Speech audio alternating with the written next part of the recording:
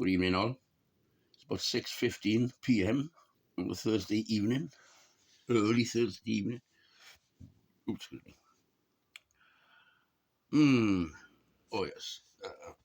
It's slightly warming up. It's gone up a couple of degrees, so I took my coat off. You may have noticed. Need to change my shirt though. Been wearing this all week.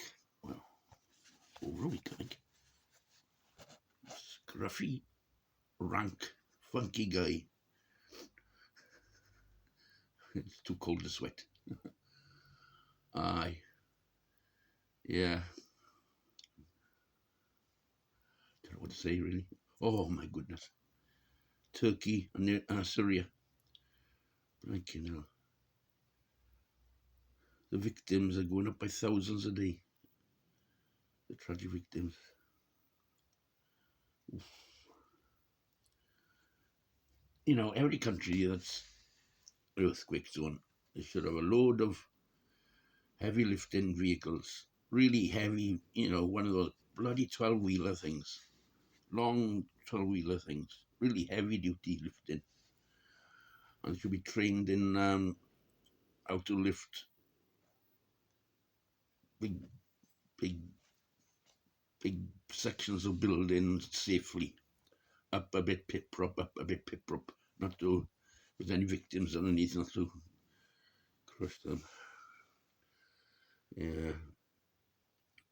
It's always a bit dodgy in the first few days after an earthquake with the, well, if you've seen the videos, the clips, it's always dodgy in the first few days after due to aftershocks. Aftershocks. Well, there was a huge aftershock. It was almost as big as the main earthquake itself, wasn't it? Or was it the other way around? It was the one before. I don't know. And it's always a warning when an area hasn't had an earthquake for a long time. That's where strain of the plates, and all of a sudden it goes like that, slips, and all hell is let loose. Sodom and Gomorrah. So far from here, is it? Well, it was. Yeah, these countries, earthquake zones, they've really got to, you know, a home army battalion, transport corps, for instance, or something, engineers, army corps, like hundreds, all trained up in earthquake. You know, I'm sure they got time for training for that as well. And, you know, the military got these heavy lifters for the tanks, haven't they? Something like that. Yeah, yeah, there should be piles of these, you know, good few dozen of them. Keep them in an aircraft hangar, that sort of thing. Oiled and ready to go type thing. I know, because, you know, it's a false economy if you don't do it, really. Well, it all depends on how much you value life, I suppose. Oh, God, a mess. Seen those towns and cities? Absolutely flattened. Building regs too. And you build these apartment blocks to San Francisco standards. San Francisco standards. San Francisco do a lot of training for earthquakes. Because it's a fact of life, an earthquake in these areas will appear. You know, just any fault within 50 miles of a fault is where they all should be based. The Turkey fault goes along the top, and then another fault joining on, and then another fault underneath. Yeah.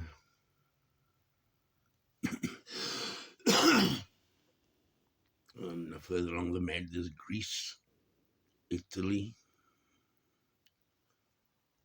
Yeah. Because northern Italy is very all up in Italy really is seismic. You know, that's what creates the Alps. Yeah. Be quiet along the Pyrenees. Uh, yeah. And then there's the North Atlantic Ridge, or Trench, or whatever you call it. Or Ridge, yeah, Ridge. Oh, Iceland's at the top. And, you know, for instance, here in UK, Western UK especially, in Ireland, is the danger of an underground earthquake, underwater earthquake at the bottom of the Atlantic, tsunamis, around about 1607 was the last major incident for West Wales, for instance, up the British Channel.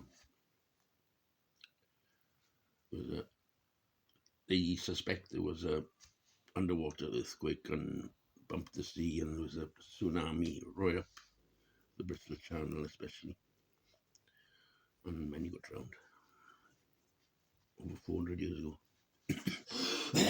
Right, 6 minutes. So have a good Thursday evening. Keep warm. Oh, the lambs.